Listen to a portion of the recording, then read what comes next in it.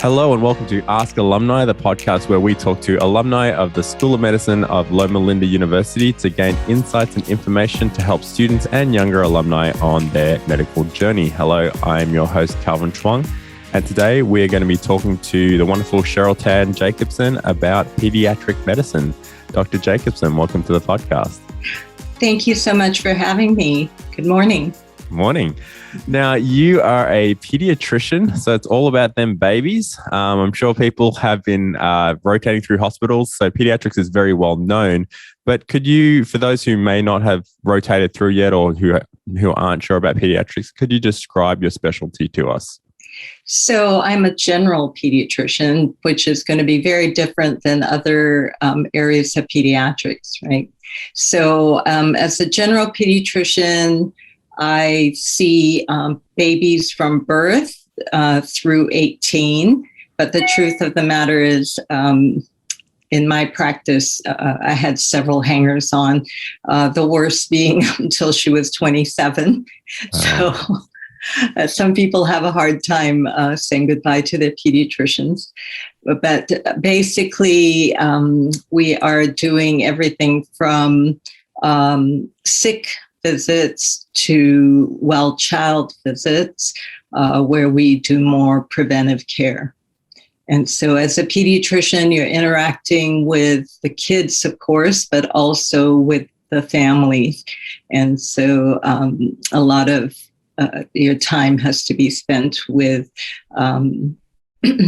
explaining to parents what might be going on, talking a lot about discipline and child rearing, along with the everyday, illnesses that children come across. So is there more time talking? You mentioned parents versus children. How much has that evolved over the years now that we have parents who are a little bit more have access to things like WebMD and things like that? Has that changed the interaction a little bit? Oh, absolutely. When you've been in practice for as long as I have, you can look over the years and see how things have changed. Now everybody is a medical expert, unfortunately. And so that actually comes with some benefits, but of course, it also comes with the downside of that. So parents will often come in with an idea of what they think might be going on. And it's your job as a pediatrician to sort of suss that out to begin with, because they may not actually tell you what they think it is, whether they are on point or not. And so, as you're talking to them and explaining what you think might be going on, and you see on their faces, the doubt or the questions arise, then you kind of have to back off and say, oh, what do you think, might be going on? And trying to address their fears that way. One of the biggest challenges as a pediatrician in the more recent years has been the anti-vaccination movement that has occurred and really spread on social media and online. And that's been a big challenge. And that's a huge challenge for pediatricians nationwide, and I'm sure worldwide. And that's especially true right now. As of recording, we're in the middle of a pandemic, and there's vaccinations that are being resisted upon. And so I'm sure you're dealing with that on a, you're seeing a lot of cases that way. You mentioned that as a challenge. How about some of the things that, you enjoy? What are the things that you enjoy when you go into a clinical setting or whatever setting you are with pediatrics? I most definitely enjoy the kids, from the youngest newborn to the teenagers. They are really so much fun. They are the joy of the practice. They are the reason that you do it. And they're really the easiest part of it. The tough part's the parents. Okay. Now, do they see, you are their doctor. Sometimes you have to, deliver some hard news. How does that go about? How does that interaction go with the kids specifically? My practice has always been about honesty, and children are, no matter what their age, um, they can tell when you're not being straight with them. And so oftentimes I will have parents want to try to hide things from kids, or, try to leave them out of the conversation. And I always try to encourage parents not to do that. I think honesty is the best policy with kids. When things are difficult and when the child is young, you don't have to go into all the gory details, but children are remarkably resilient, and they are very wise. And so, I always think that telling them straight and keeping it simple, especially when they're young. That makes sense. Now, how about the parents? How do you deal with them and breaking news to them? So I usually, if possible, like to do that face to face. And so in the office setting. And again, it's just honesty and as much empathy and sympathy as can be conveyed. When I am having to deliver really bad news, like your child has cancer, I usually try to offer praying with them and, seeing if that is something they will be open to. I try to tap into whatever faith base they might have, because not everybody does believe, but most people would like to have hope and something to hang on to. So I usually try to offer them the opportunity to do that together. Mm-hmm. And I'm guessing you've seen some pretty highs and pretty big lows. There's a lot of intimacy developed there because of, something very heavy going on with their child. So I'm guessing, how does that relationship go because you are going through those tougher moments? Oh, it gets pretty intense and pretty close.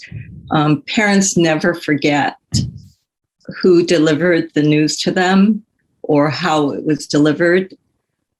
Just recently, I was at a restaurant eating with my husband and friends, and patients I hadn't seen in years because their child is close to 30 now, saw me there and came over. And he was a boy I had diagnosed with leukemia when he was 18 months old. And the mom comes over and she's so happy to see me. We hadn't seen each other in years, and she's gushing all over. And then she reminisced about the time that I had to tell him that he had cancer, and that I prayed with them. And then I sent them up to the Children's Hospital, to the hem-onc ward, where they were admitted directly and where they met several other families with their children, with the same diagnoses. And she was telling me that all these families had these horrible horror stories of how they found out and how their doctor, was so flippant or cold, or just how their experience was so different than a lot of other people's experiences. So it's just very gratifying to hear from them. And like I said, then it just builds this, they never do forget. And, they have some pretty intense feelings about it. I'm imagining quite a strong bond there. Now, what does a typical day look like for a pediatrician? So a typical day would be, most offices are open from about 8 to 5 for pediatrics, I would say. if you are on call that day, then your day would start much earlier with going to rounds and rounding on the kids in the hospital. And then it'll be a day of doing well child visits alternating with sick visits. And most pediatricians will limit the amount of well childs that they do in a day so that they can accommodate same day illnesses. Pediatrics being such an acute care, kids tend not to have chronic illnesses like adults do. So the majority of sick visits are going to be fairly acute, things that have happened the day before, the day of. And so then it's sort of juggling, all those things, trying to get those patients in. Things change with children very fast. So you're not going to put off a sick kid for 2 weeks, for the next available appointment. It's something that you generally have to see pretty quickly. And especially the younger they are, the more urgent it becomes when they become ill. Do you see the same? You said in an acute setting, it's often that they're not chronic. Do you still see patients quite often, the same patients, or do you cycle through different patients? What's that like? So most of the time with acute illnesses, you're seeing different patients. Then, of course, you're going to have your, the recurring things that you have to see on a more regular basis, like your asthma patients are going to be in more often. Your diabetics are going to have to be a little bit more careful. They're more fragile when they get ill. So you're going to see them a little bit more. Something that has become a huge thing in peds, which wasn't when I started practice over 30 years ago, was mental health. And so, those kids we're seeing quite regularly. Both the ADHD stuff, but especially the depression and the anxiety is just through the roof right now with kids. Is there a particular underlying cause, or what do you think is behind this change? Oh my, I pondered that, right? Because probably for the first 10, 15 years of my practice, I just never saw depressed kids. I'm sure it wasn't because they weren't out there. They just weren't coming in. I don't think the children to begin with or the parents were as clued in as they are now. So I think that plays part of it. It's that there's more awareness in society now that adolescents and pre-adolescents, unfortunately, do suffer from anxiety and depression. I think another big cause for the spike we see is social media. Unfortunately, everybody can compare their subpar lives with everyone else's glamorous lives. And, everything looks perfect on social media, which just builds in these children these feelings of anxiety and inadequacy. And so I think that has put a lot of strain on them. That's very unfortunate. I'm sure the media alone, also kind of plays into that. We have so much with our 24/7 cycle of news now, and most of it not good, that anxiety, I'm sure, gets passed on to the children. Yeah, that definitely makes sense. Do you feel then now that this is more of a recurrence that pediatricians kind of have to play a role of psychologist, psychiatrist kind of thing? Like you would not believe. And again, I don't know how training is going these days. Back when I trained, that was a very small part of our training, if any. But we are having to act as psychiatrists and mental health therapists so much now. I've had several kids who have been hospitalized for having, suicide attempts, or complete bipolar type breakdowns, things that I am not, as a general pediatrician, really equipped to manage very well at all. Was not in my training at all. And so these are things that I've had to sort of learn on the job, with reading and with conferences, because I've had these kids hospitalized with these very severe, significant mental health issues, get discharged with no psychiatric follow-up. They bounce them back to me.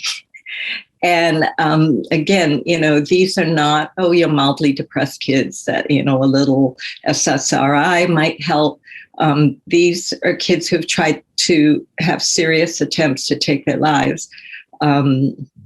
And trying to get the help for them is challenging.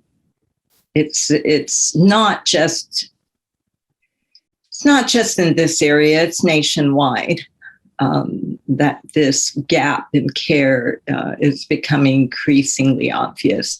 And the primary care physician is having to step into that space and needing some help. Yeah. And that's probably very valuable for those listening to or considering pediatrics, because you are working with nice, young, cute kids, but then just being aware of those mental issues, especially because it sounds like from what you're saying, they're not going to get any better. So as time goes on, it's more likely they'll see more cases rather than less. Yes, and I'm hoping that, because it is a well-known shortage in mental health specialists, there's a lot of attention being directed in that cause, but not a whole lot of solutions that have come up yet. I know that they are trying to rely more heavily on what they call mid-level practitioners. So with psychiatric nurse practitioners stepping into the void to some degree. Some states have allowed their doctorate level psychologists to start prescribing medications and, dealing more in that realm. So there are little of out of the box type of solutions being looked at, but we are nowhere near to meeting the needs as yet. Now, you mentioned earlier, this is one of these areas that you didn't actually get particular training in during residency. No. Is there other things now that you've seen, now that you've been in practice for so long, that you wish you had known about the specialty and training when you were selecting it or when you were in residency? I think that the mental health part of it is the biggest area. And I don't feel like otherwise I was unprepared for dealing with what I was thrown. I think I was very well prepared. I would say, though, for a general practitioner, I could probably have done with more months of outpatient type experience, whereas I had loads of ICU experience. And it's wonderful to look back on, and I think it was very enriching in my training. But the ICU stuff as a primary care provider isn't necessarily, as much as I needed. And now, are you working more in a clinical setting, or are you working in a hospital? What were you working as? So with peds, you have part hospital, part outpatient. In the hospital, you're primarily dealing with the nursery and the newborns, but you're also dealing with any sick kids that you might have admitted to the hospital. And depending on the setting, whether you're doing ER calls for the hospital and stuff like that. So when I started off, it was, I would be doing call at night for the ER. If there was potentially a really sick kid, I would have to get out of bed, go in, see that kid, admit them, manage them, in the hospital while they were there, and try to balance that with your outpatient practice. And that became increasingly difficult to do when you have a 30 patient load in the clinic, and suddenly your patient in the hospital, crashes, and you have to leave everybody, run over there, try to stabilize the child. And so for us, we are in a more urban type setting where, we did eventually get hospitalists. We did get NICU, specialists that were in-house, so that when things happened in the middle of the night, we could just call them, talk to them, transfer it into their care. And so then the hospital load got less and less. Eventually, we turned all our inpatient sick kids over to the hospitalists so that we wouldn't be abandoning our clinic schedules, trying to run in and take care of that. It just got more difficult to do. But if you do practice in a more rural area, that's probably not going to be available to you. You're probably going to be having to manage all the sick babies and the sick kids in the hospital, as well as run an outpatient practice. I see. And just for the record, you're based up in Washington, is that correct? Yes, we're based in Washington. We're about 20 miles southeast of Seattle. So we're more in the suburbs, but the hospitals we have in the area do have hospitalists and specialists and intensive care. Okay. Now, just out of curiosity, you mentioned that you take care of kids, from babies all the way up to 27, but that's abnormal. Is there a specific age group that you're like, I really like this age group? Oh, I love the 6-month-olds up until 5. They are just a joy. They're always a joy. They are funny. The little ones and the things they come up with will just crack you up. And so I love that age. And then I actually really enjoy my teenagers, once they get into the 14, 15, 16-year age group. They're remarkably entertaining as well. So I love them all, but yeah, if you're asking for favorites, it would be, 5 and under, and then the mid-teens. Nice. We're talking to Dr. Cheryl Tan Jacobson about pediatrics. More from her after this break. Today's episode is brought to you by the Lending Library of the Alumni Association, School of Medicine of Loma Linda University. Did you know that the Lending Library has allowed students to complete medical school at Loma Linda University without purchasing a single textbook? Take advantage of the wide variety of medical textbooks and review books available, as well as a number of free books students can keep. The library is open 8 a.m. to 6 p.m. Monday to Thursday and is located at the Alumni Center on Anderson Street. For more information, visit llusmaa.org/lending-library or call 909-558-4633. Support also comes from the Paying It Forward Scholarship of the Alumni Association, School of Medicine of Loma Linda University. Every year, junior and senior medical students at Loma Linda University are eligible to receive a scholarship equivalent to half of 1 year's tuition. Students who receive this scholarship also receive advice and encouragement from the alumni who helped fund their scholarship.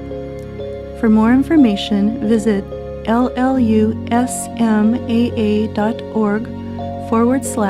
paying-it-forward-scholarship or call 909-558-4633. Welcome back. We are talking to Dr. Cheryl Tan Jacobson about the wonderful world of pediatric medicine. Now let's just shift slightly. Dr. Jacobson, can you tell me, how did you end up in pediatrics? Oh, it's one of those things that even as a young girl, I was always drawn to kids. So I always knew I would do medicine, and I'm not sure how much of that was brainwashing but both my parents are physicians. They're both graduates of Loma Linda University. It was a world I was familiar with, and so I always thought I was going to be a doctor. And from a young age, I was just very drawn to kids. I always had some baby or other sitting on my lap during church. And so it was just something I always thought I would do. Then as you go through medical school, it kind of hits you, oh, hey, there are just lots of other things to do, lots of other areas of medicine that might be enjoyable. And so I went through a period of questioning and searching and trying to decide. But finally, I just went back to my roots. I enjoyed my peds rotations. It's where I felt most at home and most comfortable. And so going back to the roots felt right. It's interesting to hear you say that, because it sounds like you gave yourself the opportunity to try everything, but then you kind of returned back to your original love. Was that very good to reinforce into your brain that, yes, this is for me? I believe so. I even, again, because when you hold something in your head to be your goal and your future, since you're a toddler, there comes moments of questioning. Is this just ingrained? Did I persuade myself of this? Or is this what I'm really drawn to and what it's meant to be? So the same thing happened in college, where I'm applying to medicine and wondering if that's where I truly belong. And after a lot of thought and prayer, it's sort of like, okay, nothing else presenting itself as an alternative. So, I will stay this route. And then the same thing happens, as I go through medical school. It's like nothing is presenting itself as a real viable alternative, even though I enjoyed my rotations in several different fields. At the end of the day, it felt right to just return to the roots of what I always thought I was meant to do. Yeah, that sounds, that makes sense. What's the lifestyle like of a pediatrician? So for me, it was wonderful. I can't speak for every pediatrician in the nation. I know that those that have a lot of night call and getting up in the middle of the night to go in to see sick babies, that might not be considered, the optimal. When I started practice, there were several phone calls in the middle of the night. Oh, my child has a fever. My child has lice. That was a favorite one of mine at 2 a.m. This could not wait till clinic hours. But, as things, for most of us in practice, you do have a call service that is sort of screening calls and managing them. When the hospitalists entered the picture and I'm not getting up in the middle of the night and going in anymore, my quality of life definitely, improved. And so I would say it's not an arduous lifestyle for a pediatrician as compared to other specialties that might involve a lot of interrupted sleep at night. You do have a call schedule. You are, need to be doing rounds and need to be available for questions. And on the odd occasion have to go in for something. But that anymore is fairly rare, especially for our practice. Monetarily, you're not going to be highly paid as compared to other specialties in medicine. But I definitely ended up making more than I expected that I would be making. And it was a lifestyle, it was financial reward that was, enough to give us a good lifestyle, to provide for the family and for my kids, to provide for their education, to set us up nicely, for retirement. And as I think I retired earlier this year.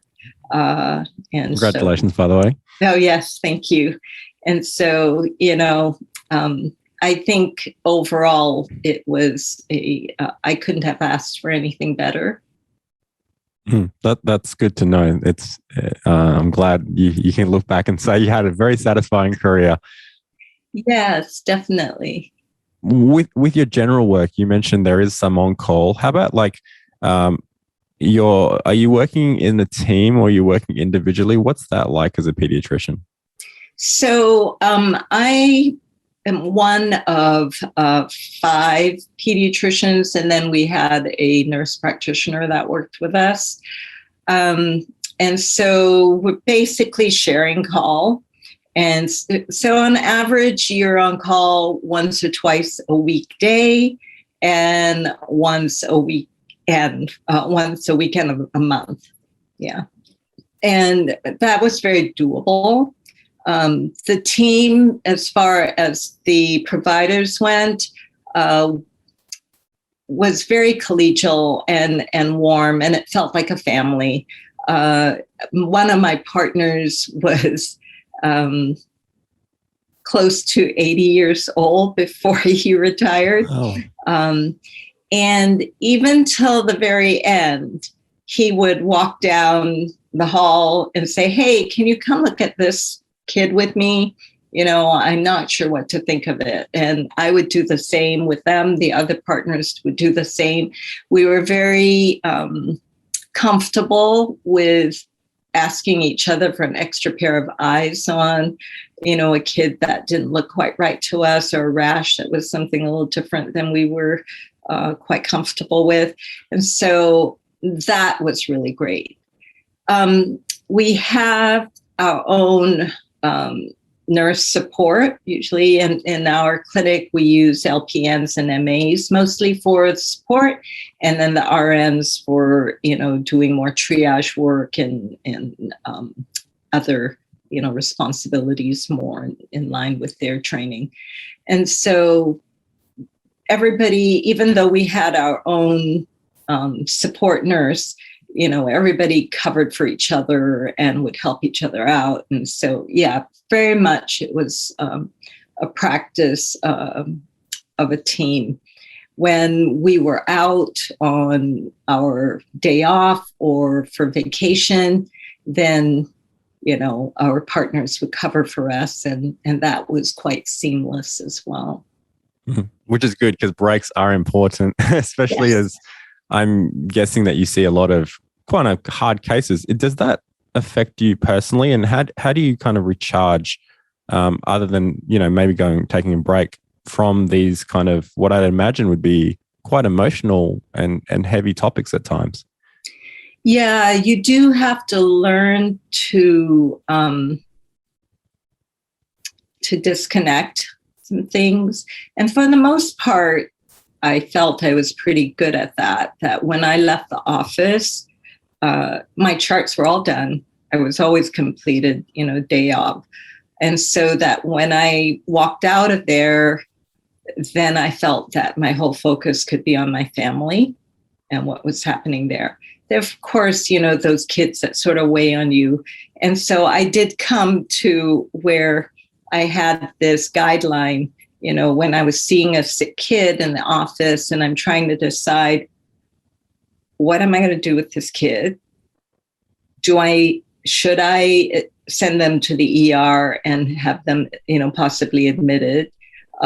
Should I just follow them up tomorrow? There's all those kids you just never quite sure, it's day 3 of a high fever. Is it going to break tonight? Are they septic?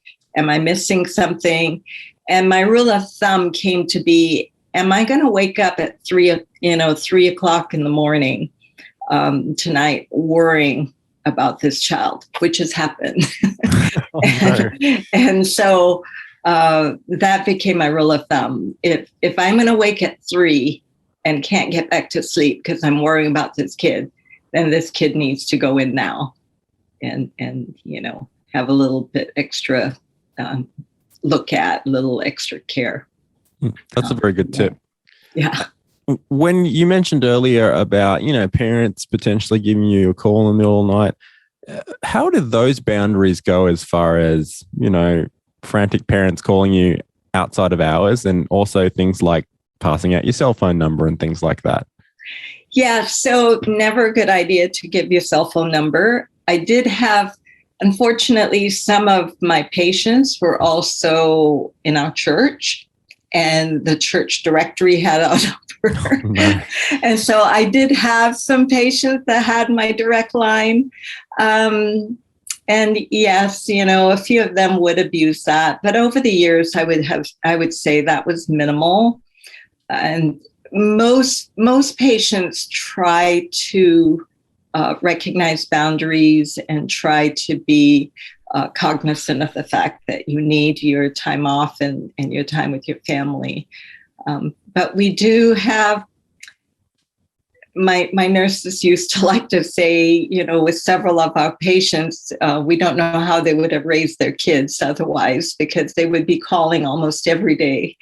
And, you sort of have to hold their hand through a lot of things. And that's just part of the job. And, it's totally fine. But I would not recommend handing out your personal email or phone number to patients. Now with, are you familiar with my chart? Mm-hmm. So with the electronic medical records and patients being able to access, they can actually just email us through their my chart stuff and you can just answer them. So I've actually really liked that, because you can take care of those things between patients. You're not having interrupted with a call in the middle of trying to do a lot of other things. You can sort of manage those on your time. And most of the time you're getting back to the patients faster than if they had called and then you say the doctor will call you back. Most of the time with my chart, you can respond to them sooner than they would otherwise have been. Yeah, and it does that. The wonderful thing about my chat also that it provides that layer of you're not handing out your email, but you're also interacting with them as if you're emailing. Yes, exactly. And I know patients have really appreciated that. Sometimes, you're like, okay, I only have 5 minutes between this and the next patient. If I get on the phone, I don't know how long this patient will keep me on the phone, but responding to an email is much easier, and they really appreciate it. Yeah, and they can reference back and read your email multiple times instead of wondering if they can call you again. So that makes sense. Yeah. Now, pediatrics, is it a woman's world? Is it mixed? It's mixed, but it's definitely heavier with women now. And in fact, with me leaving the practice earlier this year, we were recruiting. And we really wanted to recruit another man. And there were a few out there, but they were harder to come by. And how does that? I would encourage any male,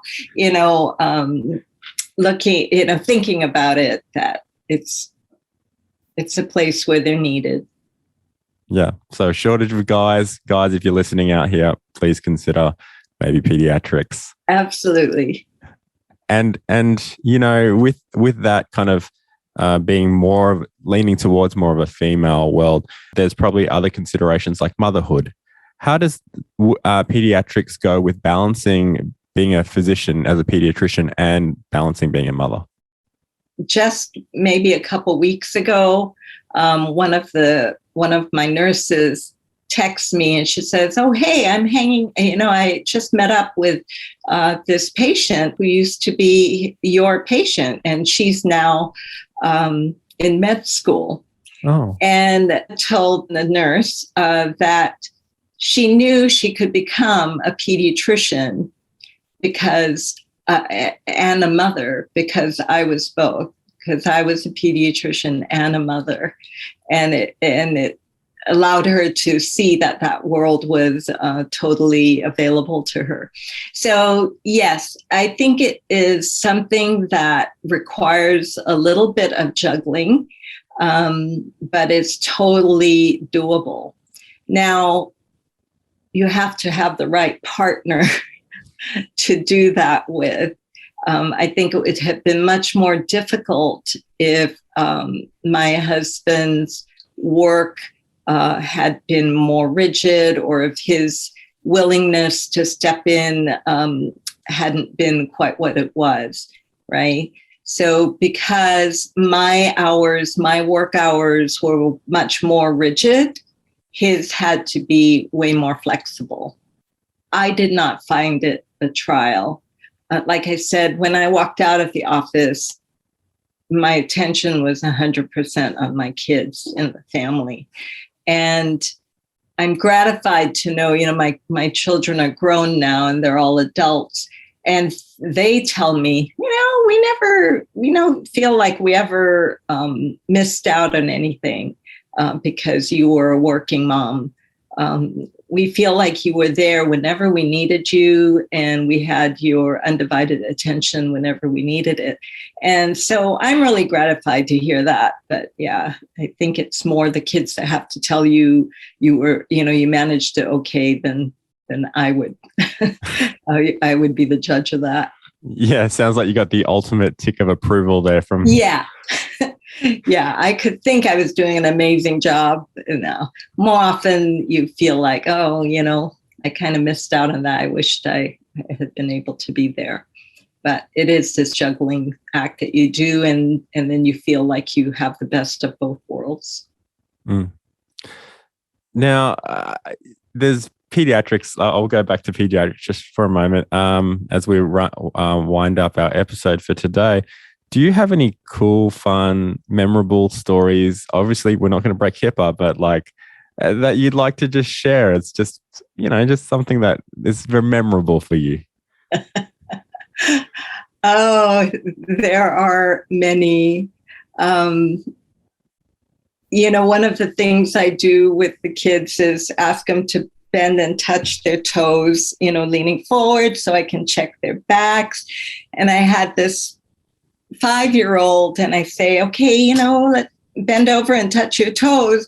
And she looks at me, and then she reaches backwards and she tries to do this backward bend to touch her toes that way. And I'm like, okay, that's one I've not seen before, she's following instructions. Yes. I had another one who wasn't my patient. She was about a 15-year-old, and she was a patient of my partner's, and I'm typing, on the computer, and she says, "You sure type better than Dr. Mike." And I said, "Oh, okay, I do, because he hunts and pecks, and he was the, older gentleman."